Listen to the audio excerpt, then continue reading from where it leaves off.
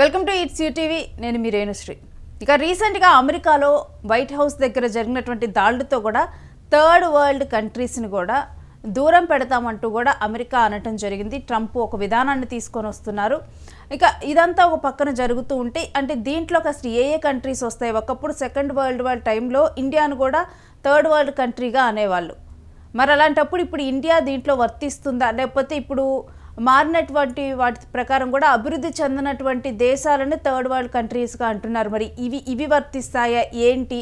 మరొకటి ఏంటంటే, ఒకవైపు ఇవన్నీ జరుగుతూ ఉంటే ఎలన్ మస్క్ ఇండియా వల్లే, ఇండియా కాంట్రిబ్యూషన్ వల్ల, ఇక్కడ ఉన్నటువంటి తెలివైన వ్యక్తులు అక్కడికి వెళ్ళి ఉండటం వల్లనే అమెరికా అంతగా అభివృద్ధి చెందింది అంటూ కూడా ఎలన్ మస్క్ ఒక వ్యాఖ్యలు చేయటం జరిగింది. వీటన్నిటి మీద మాట్లాడదాం. ప్రెసెంట్ నాతో పాటు జూమ్ లో అందుబాటులో ఉన్నారు భూమిరెడ్డి శ్రీనివాస్ గారు. వారితో మాట్లాడదాము. థర్డ్ వరల్డ్ కంట్రీస్ ను కూడా దూరం పెడదాం అన్నట్లుగా కూడా ఒక ఆలోచన చేస్తూ ఉంది ట్రంప్ సర్కార్. అసలు ఈ థర్డ్ వరల్డ్ కంట్రీస్ కింద ఏమొస్తాయి? దాంట్లో మన ఇండియా కూడా ఉందా ఏంటి?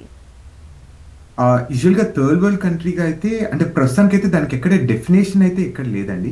అంటే నార్మల్గా థర్డ్ వరల్డ్ కంట్రీస్ ని ఎందుకంటారంటే, ఆ రోజు 1940 ఆర్ 1951 ఆ టైంలో ఈ కోల్డ్ వార్ అనేది జరగడం జరిగింది. అంటే అటు క్యాపిటలిస్ట్ కానీ, లేకపోతే అటు కమ్యూనిస్ట్ కానీ, అంటే అమెరికా లేకపోతే అమెరికా అలయన్స్ కానీ, లేకపోతే రష్యా భాగస్తులకు కానీ ఆ రోజు జరిగిన సందర్భంలో ఆ రోజున్న ఒక ఎకనామిస్ట్ కానీ ఆల్ఫ్రెడ్ బ్రూజోనో ఎవరో ఒక వ్యక్తి దీనికి ఒక పేరు పెట్టడం జరిగింది. అంటే ఫస్ట్ వరల్డ్ కంట్రీస్ అనేది అమెరికాని, లేకపోతే అమెరికా అలయన్స్ ని, లేకపోతే సెకండ్ వరల్డ్ వార్ కంట్రీస్ ని, యుఎస్ఎస్ఆర్ ని, మిగతాటన్ని ఎవరెవరు ఈ కోల్డ్ వార్ లో ఎవరెవరు ఇన్వాల్వ్ కాలేదు వాళ్ళందరినీ థర్డ్ వరల్డ్ కంట్రీస్ గా పరిగణించడం జరిగింది. అంటే మేబీ లైక్ ఇండియా కానీ, లేకపోతే శ్రీలంక, మయన్మార్, బంగ్లాదేశ్ ఇట్లాంటి ఏషియన్ కంట్రీస్, లేకపోతే south African countries third world countries గా పరిగణించడం జరిగింది. ఇప్పుడు ప్రస్తుతం అడ్మినిస్ట్రేషన్ చేస్తున్న కామెంట్స్ థర్డ్ వరల్డ్ కంట్రీస్ గా దాంట్లోకి మనం వస్తామా లేదా అనేది కంప్లీట్ గా క్వశ్చన్ మార్క్ లో ఉండడం జరుగుతుంది. అంటే ఇంత పెద్ద డెసిషన్ తీసుకోవడానికి అసలు కారణాలు ఏంటి శ్రీనివాస్ గారు?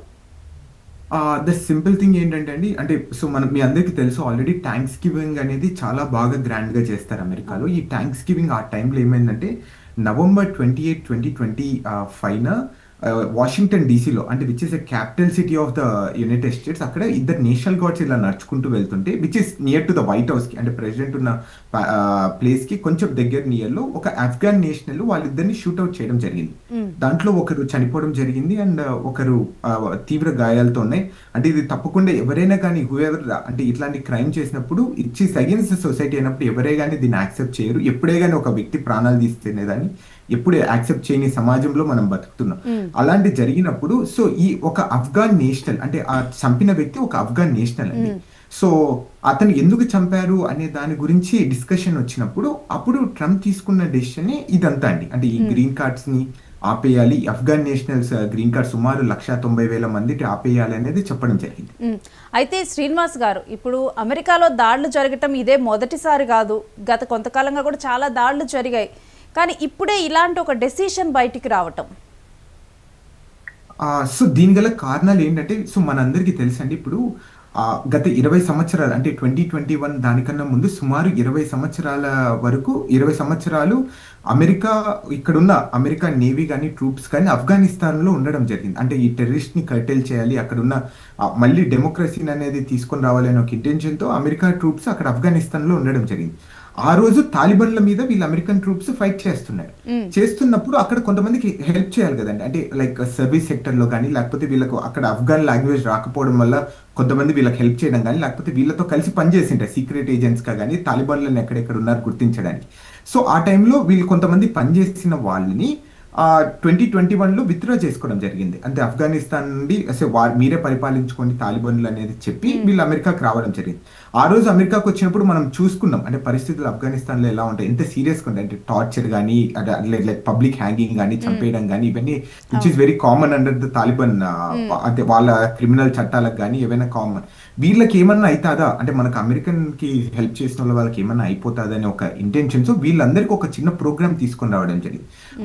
ఆపరేషన్ వెల్కమ్ అలయన్స్ అని ఆఫ్ఘనిస్తాన్ లో ఎవరెవరు మనకు అమెరికన్స్ కి హెల్ప్ చేశారు, సిఐకి ఎవరు హెల్ప్ చేశారు వాళ్ళందరినీ అమెరికాకి తీసుకుని వచ్చి ఇక్కడ అసైలం గ్రాంట్ చేసి, లేకపోతే హ్యుమానిటేరియన్ గ్రౌండ్స్ మీద వీళ్ళందరికీ వీసాలు ఇష్యూ చేసి గ్రీన్ కార్డ్స్ ఇవ్వడం జరుగుతున్నాయి. ఇది ఎప్పటి నుండి 2021 నుండి ఇప్పటి వరకు నడుస్తూ ఉన్నాయి. ఆ టైంలో వచ్చిన వ్యక్తి ఇతను రహమనుల్లా, అంటే నిన్న జరిగిన అటాక్ లో చేసిన వ్యక్తి రహమనుల్లా. ఆ రోజు కూడా 2021లో తను ఇక్కడికి రావడం జరిగింది. ఏప్రిల్ 2025లో తనకు అసైలం గ్రాంట్ అనేది జరిగింది. సో అదే రీజన్తో అంటే ఆ రోజు గత 5 సంవత్సరాలు వచ్చిన వాళ్ళకు సరిగ్గా వీళ్ళందరికీ సెక్యూరిటీ చెక్ అనేది చేయలేదు.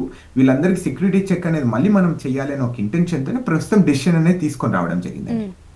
అంటే ఇప్పుడు అమెరికాలోకి రాకుండా కొన్ని దేశాలకి వలసలు అనేవి నిలిపివేశారు. ఇప్పుడు అవన్నీ కూడా ఈ థర్డ్ వరల్డ్ అనే ఏదైతే జాబితా ఉందో ఆ దేశాలు మాత్రమే ఈ జాబితాలోకి వస్తాయి అనుకోవాలా? ఎందుకంటే ఇప్పుడు ఇండియా థర్డ్ వరల్డ్ దేశంగా కూడా పరిగణించింది. అది సెకండ్ వరల్డ్ వార్ టైంలో ఏ దేశానికి కూడా సపోర్ట్ చేయకుండా తటస్థంగా ఉండటం వల్ల ఇండియాను అప్పుడు అలా ప్రకటించడం జరిగింది. కానీ ఇప్పుడు ఉన్న లెక్కల ప్రకారం ఏవైతే దేశాలు అభివృద్ధికి నోచుకోకుండా ఇలా వలసల విధానాల మీద కూడా ఉన్నాయో వాటిని ఇప్పుడు థర్డ్ వరల్డ్ కంట్రీస్గా పిలుస్తున్నారు. ఇప్పుడు భారత్ ఆ జాబితాలో లేదు. సో అంటే ప్రస్తుతం అంటే థర్డ్ వరల్డ్ కంట్రీస్ గా చాలా అభివృద్ధి చెందుతున్న దేశాలు అయితే ఉండవు లేవు కూడా అనుకుంటున్నానండి. అంటే వాళ్ళు థర్డ్ వరల్డ్ కంట్రీస్ కి ఇండైరెక్ట్ గా మీరు ఇందాక చెప్పినట్టు సుమారు ఒక 19 దేశాల నుండి కంప్లీట్ గా ట్రావెల్ బ్యాన్ అనేది విధించడం జరిగింది. అమెరికాకి రాకోకుండా అంటే ఆఫ్ఘనిస్తాన్, సిరియా, హయాతి ఇలాంటి దేశాలకి నాకు తెలిసినంత థర్డ్ వరల్డ్ కంట్రీస్ కి డైరెక్ట్ గా ఇండైరెక్ట్ గా ఓన్లీ వాళ్ళని ఏమన్నా రెఫర్ చేస్తూ మాట్లాడినట్టయితే మనకైతే అనిపిస్తుంది. అంటే థర్డ్ వరల్డ్ కంట్రీస్ కి అయితే మిగతాటన్ని దేశాలన్నీ తీసుకుంటే సుమారు 130 దేశాలు వస్తాయి. వీళ్ళందరినీ ఇమిగ్రేషన్ అనేది ఆపేస్తే which is very tough for the Americans. And అట్లనే ఇక్కడున్న పరిస్థితులు కూడా అంటే మేము కూడా మళ్ళీ రిటర్న్ రావాలి, ఇక్కడికి వచ్చి పని చేయాలన్నా కానీ మాకు కూడా ఇబ్బందికరంగానే ఉంటుంది. కాబట్టి ఐ డోంట్ థింక్ సో అలా రెఫర్ చేసినట్టయితే లేదు అని అయితే నేను అనుకుంటాను. ఓన్లీ 19 దేశాలనే రెఫర్ చేసినట్టయితే నేను అనుకుంటున్నాను, నా పర్సనల్ గా అనుకుంటున్నాను. అంటే ఇప్పుడు రానున్న మార్పులు ఏంటి శ్రీనివాస్ గారు ఈ డెసిషన్ వల్ల? సో సుమారు 190,000 మంది ఆఫ్ఘనిస్తాన్ నుండి ఇక్కడికి రావడం జరిగిందండి ఈ ఆపరేషన్ వెల్కమ్ అలయన్స్ ద్వారా. అంటే సుమారు 2021 నుండి ఇప్పటి వరకు వీళ్ళందరి వీసాలు అనేది ఆపేయడం జరిగిందండి. అంటే గ్రీన్ కార్డ్స్ కానీ, family based green card, citizenship ఇవన్నీ ఏవైనా ఇంటర్వ్యూస్ ఉన్నాయి, అసైలం కానీ లేకపోతే హ్యుమానిటేరియన్ వీసాస్ కానీ ఇవన్నీ కంప్లీట్ గా అంటిల్ ఫర్దర్ ఆర్డర్స్ అంటే ఇది ఎప్పుడు ఎత్తేస్తారని చెప్పుకోకుండా వీళ్ళందరికీ కంప్లీట్ గా ఆపేయడం జరిగింది. అలానే దీని ద్వారా ఇంకొకటి ఏం చెప్పారంటే ఎవరికెవరికి గ్రీన్ కార్డ్స్ ఇష్యూ చేశారో కొంతమంది దేశాలకు వాళ్ళకి కూడా మనము వెట్టింగ్ అనేది చేయాలి, మళ్ళీ రివ్యూ అనేది చేయాలి. కొంతమందికి సెక్యూరిటీ కన్సర్న్స్ అనేది ఉన్నాయి. ఇక్కడ అమెరికన్స్ కి పబ్లిక్ థ్రెట్ అనేది ఉంది. దీన్ని కూడా మనం కట్టెల్ చేయాలంటే వీళ్ళందరూ మళ్ళీ రివ్యూ చేయాలి. ఎవరెవరు మన అమెరికన్ సొసైటీకి కానీ అమెరికన్ ప్రిన్సిపల్స్ కానీ ఎవరెవరు అగేన్స్కున్నారో వాళ్ళందరికీ వీసాస్ అనేది అదే గ్రీన్ కార్డ్స్ అనేది రివోక్ చేయాలి అనేది వాళ్ళు చెప్పడం జరిగింది. ప్రస్తుతానికైతే ఓన్లీ ఆఫ్ఘనిస్తాన్ కి చెందిన వాళ్ళకి 190,000 మందికి మాత్రమే ఆపేయడం జరిగిందండి ప్రస్తుతానికి. ఒకవేళ కనుక ఈ లిస్ట్లో కనుక ఇప్పుడు మీరు అన్నట్లు కనుక ఇండియన్స్ని కనుక ఒకవేళ ఈ లిస్ట్లో ఉంచితే కనుక డెఫినెట్గా కూడా నష్టపోయేది అమెరికానే అని చూడాలా. ఎలన్ మస్క్ ఏదైతే తన పోస్ట్లో పేర్కొన్నారో అమెరికా ఇండియన్స్ వల్ల చాలా ఇమ్మెన్స్గా బెనిఫిట్ అయింది అని చెప్పి కూడా పోస్ట్లో పేర్కొన్నారు. అవును.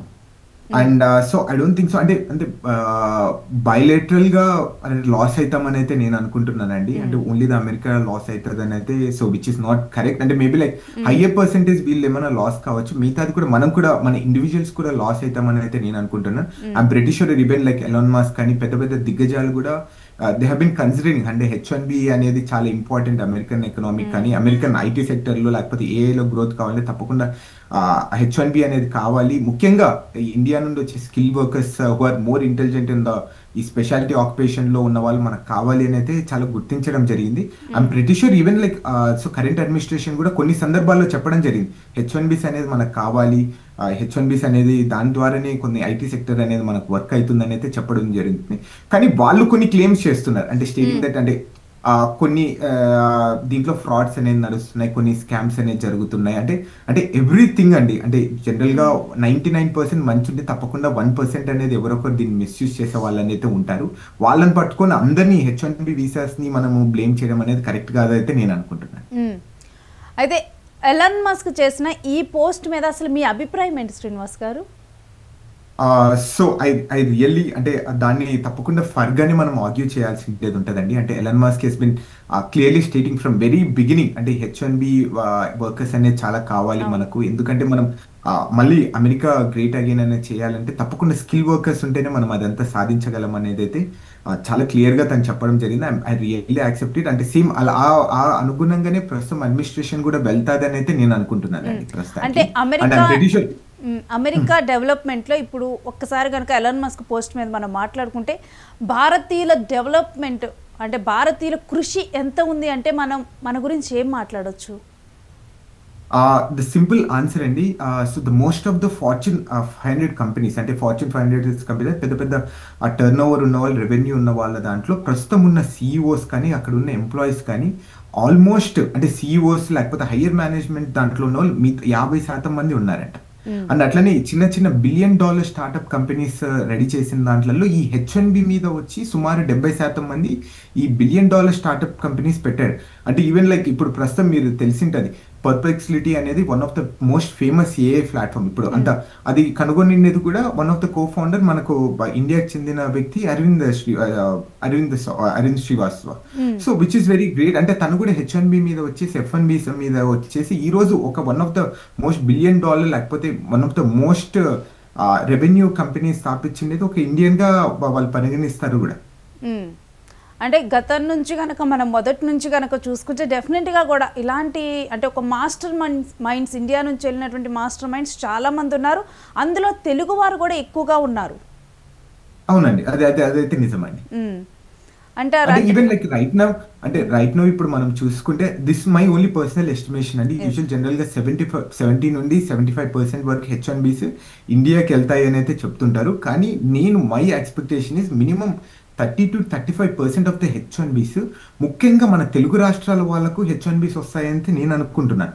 ఎందుకంటే మన దగ్గర ఉన్న అబుండెంట్ ఇంజనీరింగ్ స్కిల్స్ కానీ లేకపోతే టెక్నాలజీ మ్యాథమెటిక్స్ లో కానీ సో చాలా ఎక్కువ ఇంజనీరింగ్ కాలేజెస్ కానీ ఎక్కువ highest graduates people only from Telugu states లో ఉంటారని అయితే నేను అనుకుంటున్నాను. అంటే వీళ్ళకి ఎక్కువ H1Bs వస్తే వీళ్ళే కాంట్రిబ్యూట్ చేస్తున్నారని నా పర్సనల్ ఒపీనియన్. అంటే